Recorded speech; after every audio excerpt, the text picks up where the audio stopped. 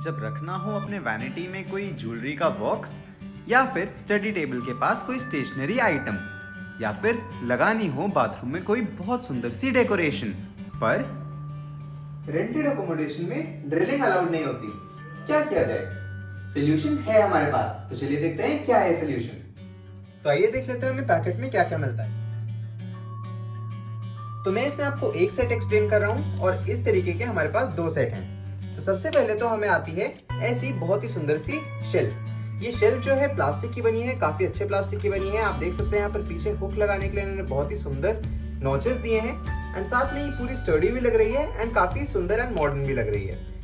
तो ये आपका अपर लेवल हो गया, ये आपका लोअर लेवल हो गया और उसके नीचे लगने के लिए एक छोटा सा हुक है जिसपे आप अपनी टॉवेल, नैपकिन कुछ भी टांग सकते हैं। इसको लगाने के लिए बहुत ही ईजी है। आप सबसे पहले इसे यहाँ पर ऐसे फिक्स करेंगे और ये ऐसे चला जाएगा। दूसरी साइड पे आप इसे ऐसे अंदर डालेंगे एंड एक क्लिक करके आपका अंदर फिक्स हो जाएगा और इस तरीके से फिक्स हो गया।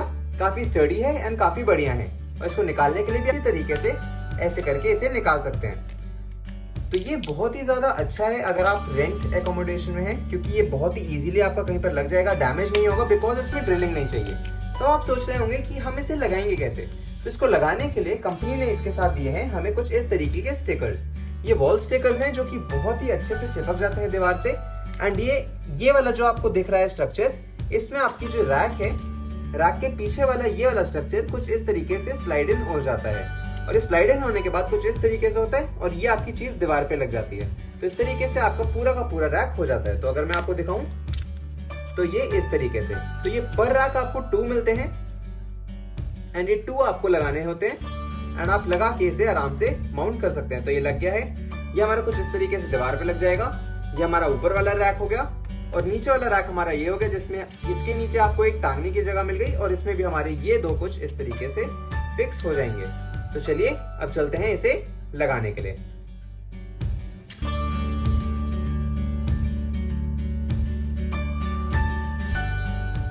आप देख सकते हैं कि मैंने अपनी ये माउंट करने वाले दोनों के दोनों शेल्स पे लगा लिए हैं। इसको लगाने के लिए बहुत ही सिंपल स्टिकर मैकेनिज्म है। तो इसके पीछे एक ट्रांसपेरेंट फिल्म होती है, ये आप देख सकते हैं। तो इसे आप इस तरीके से कुछ पील ऑफ करते हैं।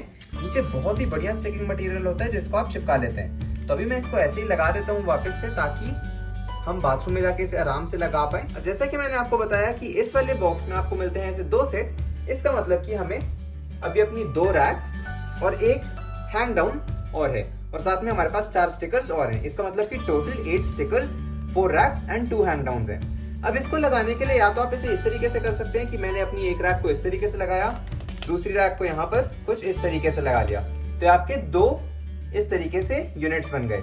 या फिर आप क्या कर सकते हैं कि एक ही रैक में अपने दोनों के दोनों ये वाले लगा लिए, जो कि बहुत ही आराम से फिट हो जाएंगे क्योंकि ये इजीली स्लाइडेबल है। तो चलिए एक लगाते हैं सबसे पहले और फिर उसके आगे ये दूसरा वाला लगाते हैं।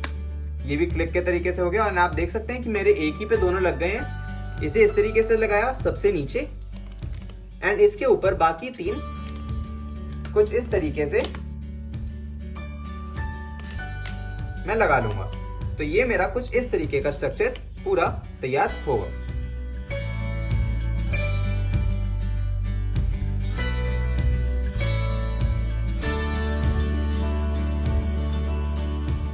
नीचे टांगने वाला हुक है वो आप किसी भी लेवल पे एडजस्ट कर सकते हैं कि ये इजीली स्लाइडेबल है।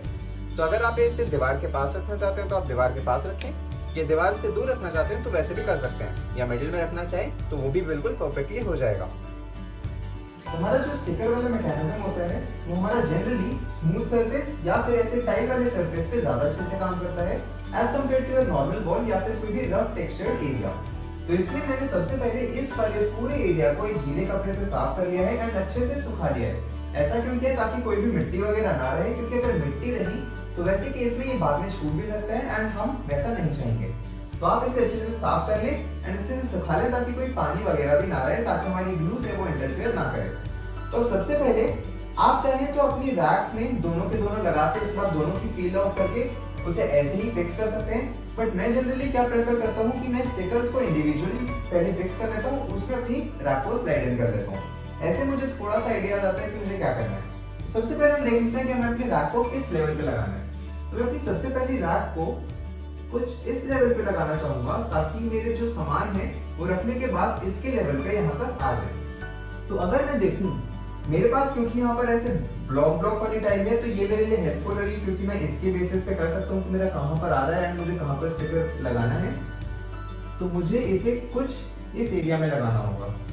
तो मैं सबसे पहले एक स्टिकर लेता हूँ, उसके पीछे की पॉलीथीन को निकाल लेता हूँ एंड पॉलीथीन को निकाल लेने के बाद इसका जो ओपन वाला एरिया है, ओपन वाले एरिया को, मतलब कि इसका यू सीधा होना चाहिए, ओपन वाला ऊपर की तरफ होना चाहिए। इसको चलिए मैं अपने यहां पे लगा लेता हूं।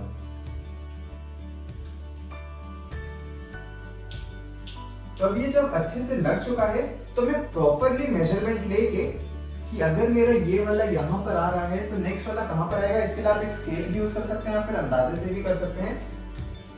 तो फिर आप इसमें अपना दूसरा वाला मेरा यहाँ पर आना चाहिए, तो चलिए इसकी भी अपनी पॉलीथीन निकाल लेते हैं एंड इसे भी यहाँ पर स्टिक कर लेते हैं। कोशिश कीजिएगा कि स्ट्रेट लाइन में रहे एंड ये लीजिए हमारा ये स्टिक हो चुका है। एंड स्टिक होने के बाद अब इसमें हमें बस करना है इसे स्लाइड है।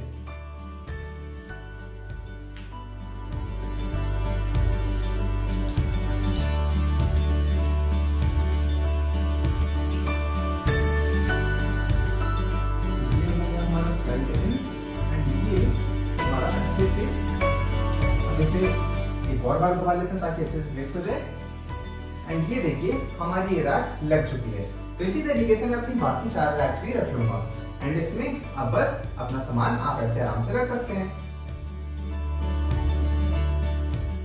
तो अब इन रैक्स को आप कहाँ यूज कर सकते हैं? इसमें से 2 को आप यूज कर सकते हैं अपने वॉशरूम एरिया के लिए, इसमें से 1 को कर सकते हैं किचन वाले के लिए, क्योंकि आपकी एक किचन टॉवल भी होती है। एंड इसमें से जो 1 बचा उसको या तो आप अपने ड्रेसिंग टेबल के साइड में कर सकते हैं, जो कि ज्यादातर जरूरत नहीं आती है। तो इसका और एक बहुत ही ज्यादा बड़ा एंड इम्पोर्टेंट काम है कि अपने चार्जिंग प्लेटफॉर्म के साइड में से आप लगा लें, ताकि आप इसमें अपना फोन रख के आराम से चार्ज कर पाए अपनी पावर ब्रेक के साथ। ये वाली शेल जो है ये आपकी स्टिकर मैकेनिज्म से जुड़ी, इसीलिए इससे आपकी दीवार खराब नहीं होती है।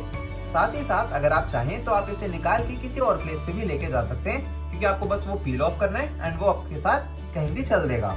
पर प्रॉब्लम की बात यह है कि उसकी ग्लू इतनी ज्यादा स्ट्रॉन्ग होती है कि उसे निकालने पे वो खराब हो जाता है। तो फिर क्या किया जाए?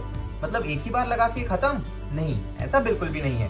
आप ऑनलाइन इसके और भी ये ऑर्डर कर सकते हैं। इसमें आपको बहुत ही आराम से ये मिल जाते हैं एंड ये आपको पर पीस 10 रुपीज तक का आराम से मिल जाता है।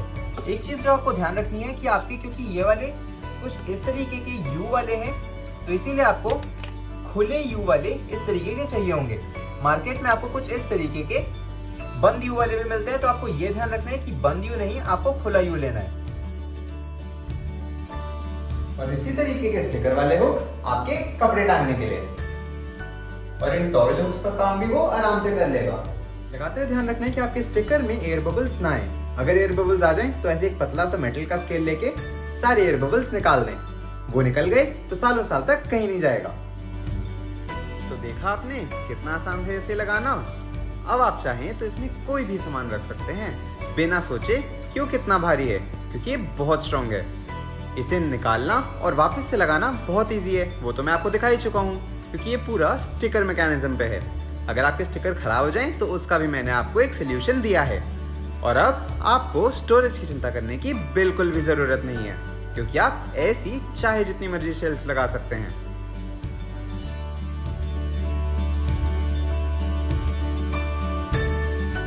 जैसा कि मैंने आपको बताया, इसे आप अपने प्लग पॉइंट के नीचे भी हैंग कर सकते हैं और इसमें अपना फोन या फिर कोई भी चार्ज होने वाला आइटम बहुत आराम से रख सकते हैं।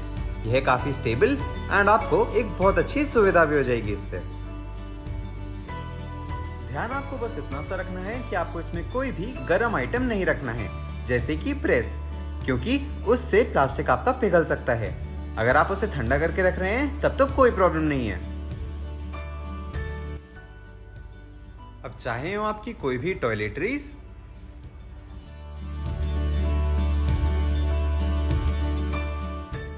बड़ी से बड़ी स्टेशनरीज, बैंगल्स या नेकलेसेस, कोई भी छोटी सी टॉवेल या फिर हो आपका मग, आप इसमें आराम से टांगिए और अपने बाथरूम को कीजिए ऑर्गेनाइज एंड अपने प्लग पॉइंट के नीचे लगा के कीजिए कुछ भी चार्ज। और छोटी छोटी डेकोरेशंस के साथ कीजिए कलर ऐड अपनी लाइफ में।